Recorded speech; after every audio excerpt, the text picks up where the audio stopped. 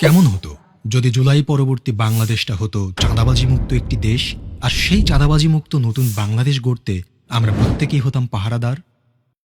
এখন থেকে অন্যায়ের বিরুদ্ধে প্রতিবাদ হবে সহজ, নিরাপদ আর কার্যকর। এবার সেটা সম্ভব করবে ডিজিটাল পাহারাদার অ্যাপ। আসুন দেখে আসি অ্যাপটি কিভাবে কাজ করবে। প্লে স্টোর বা অ্যাপ স্টোর থেকে ডিজিটাল পাহারাদার অ্যাপটি ডাউনলোড করুন। আপনার ফোন নাম্বার দিয়ে রেজিস্ট্রেশন করুন।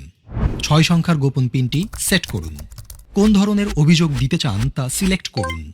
অভিযোগের প্রমাণ সংযুক্ত করার জন্য ছবি, ভিডিও, অডিও রেকর্ড করুন অথবা মেসেজ টাইপ করুন।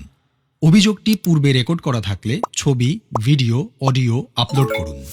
আমি উপরের শর্তাবলী পড়েছি, এই লেখাটিতে টিক মার্ক দিন, তারপর জমা দিন বাটনে ক্লিক করুন। অভিযোগের 24 ঘন্টার ভেতরে দ্রুততম সময়ে ব্যবস্থা গ্রহণ করা হবে। আপনার অভিযোগটির অগ্রগতি অ্যাপটির মাধ্যমে ট্র্যাক করতে পারবেন।